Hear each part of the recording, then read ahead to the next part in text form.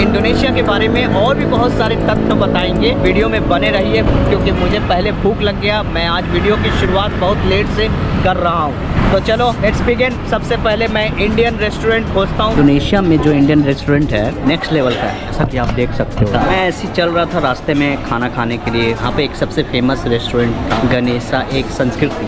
वहाँ पे था तो एक आंटी और एक अंकल मिले। उन्होंने कहा कि मेरे रेस्टोरेंट में चलो और खाना खाओ। इस रेस्टोरेंट का नाम है रॉयल किचन रेस्टोरेंट। यहाँ पे बूफे का सिस्टम है। तो मैंने बोला चलो की और पूछ फिर मैंने अभी ऑर्डर किया चिकन चिल्ली, पानी पूरी, बहुत सारे आइटम्स। जो यहाँ पे वीडियो बनाने में तो शर्म महसूस हो रहा है। एक्सेप्ट नहीं किया था कि इंडियन रेस्टोरेंट इतना ज़्यादा अमेजिंग।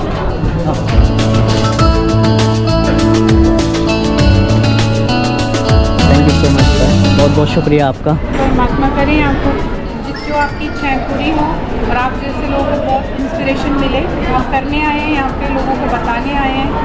रॉयल किचन की तरफ से आप सबका बहुत शुक्रिया और आपको परमात्मा कामयाबी दे। थैंक यू सर, आपका बहुत शुक्रिया सर, आपका भी शुक्रिया सर।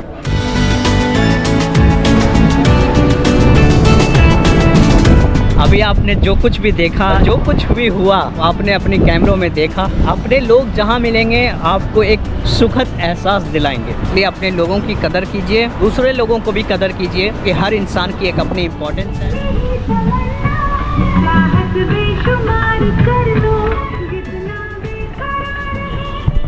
सुना आपने?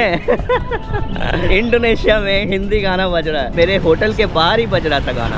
जो लोग बॉलीवुड को गाली देते हैं, अपने देसी खाना को अच्छा नहीं कहते, या जो लोग ताजमहल को बुरा भला कहते हैं, उन्हें ये सीखना चाहिए कि उसकी कीमत तुम इंडिया में रह के कभी जान ही नहीं सकते जब तक तुम बाहर नहीं निकलोगे। यही 3 चीज़ है जो दुनिया में भारत को लोग जानते हैं। इसलिए हमें इन तीनों चीज़ों से प्यार करना चाहिए जैसे बाकी दुनिया करती है।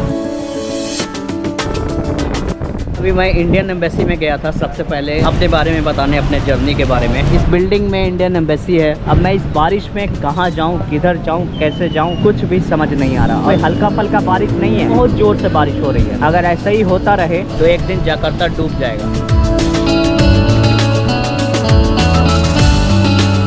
अब ऐसे बारिश के मौसम में मैं कहाँ जाऊँ? ना तो मैं सही से कहीं घूम पा रहा हूँ, ना कुछ देख पा रहा हूँ। चारों तरफ बारिश ही बारिश हो रही है, देख रहे हो। चलो तो फिर भी मैं ट्राई करता हूँ कहीं ना कहीं तो चलने का। मेरे पास कपड़े लिमिटेड हैं। अगर मैं बारिश में गीला हो जाऊँगा तो फिर कपड़े कहाँ से लाऊंगा? बहुत कुछ देखना पड़ता है भाई, इतना आसान नहीं होता यात्रा। हाँ, धूप निकला हुआ, गर्मी का मौसम है तो फिर मुश्किल नहीं है। ये है मेरे पीछे रशियन एम्बेसी। 5 मिनट बारिश होती है, फिर रुकती है, फिर होती है। मैंने यहाँ एक चीज देखा, नोटिस किया।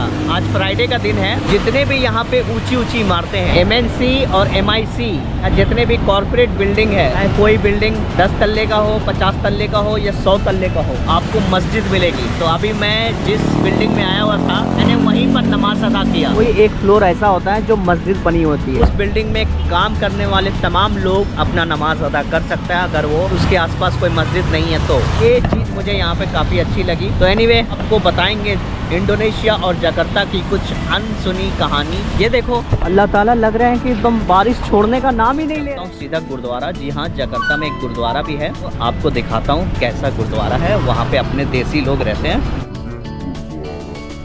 गुरुद्वारे में आ चुका हूँ लंगर खाने के लिए। मलेशिया से थोड़ा कम ही है। मलेशिया में सबसे ज़्यादा गुरुद्वारा है ना। You speak Hindi? ओहो, okay. But I was born here. Oh, you born here? Okay. Satu, what is this? Ice cream. ये देखो, जकार्ता में कुछ ऐसा गुरुद्वारा है। लंगर चल रहा है यहाँ पे। अजीब है यार, आइसक्रीम यहाँ का मीठा है। गुलाब शरबत। मेन डोर है। सैलून का दुकान खोज रहा हूँ। या थैंक यू सो मच। मैं सैलून की दुकान आया। पहली बात ये होता है ना कि इन देशों में जो सैलून की दुकान होती है वो बाल बनाने वाला अलग होता है, मूंछ दाढ़ी काटने वाला अलग होता है। तो मैंने समझाया कि देखो यार, मेरी जो मूंछ है ना वो बिल्कुल एक 60+ वाले इंसान जैसा हो गया है। इसको आप 20 जैसे लोगों जैसा बना दो। कह रहे हम ये दाढ़ी मूंछ नहीं बनाते, हम सिर्फ बाल काटते हैं। India Indonesia good. ब्रदर।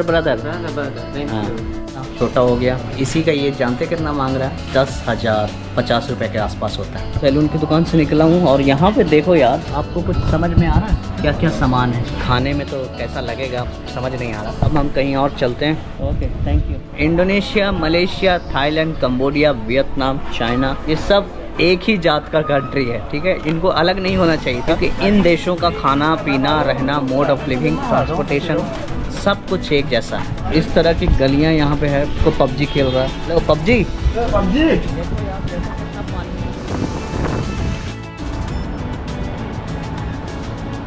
आपको किसी भी देश का रेस्टोरेंट मिले या ना मिले, लेकिन इंडियन रेस्टोरेंट जरूर मिलेगा। रूह अफ़ज़ा, मोहब्बत शरबत, कई तरह की चीज़ें मिलती हैं। यहाँ पे इन लोगों के पास ऐसा कोई ऑप्शन नहीं है। ये फंटा को लिम्का में मिला दिए और लिम्का को फंटा में, कोको कोला को पेप्सी में, और उसी को ये सर्व करते हैं। कहते हैं that is Indonesian drink. What is this? पकवान। And this one shumai. Samosa होता है ना, समोसा को कुचल कर जो हम लोग ये बनाते हैं, चाट।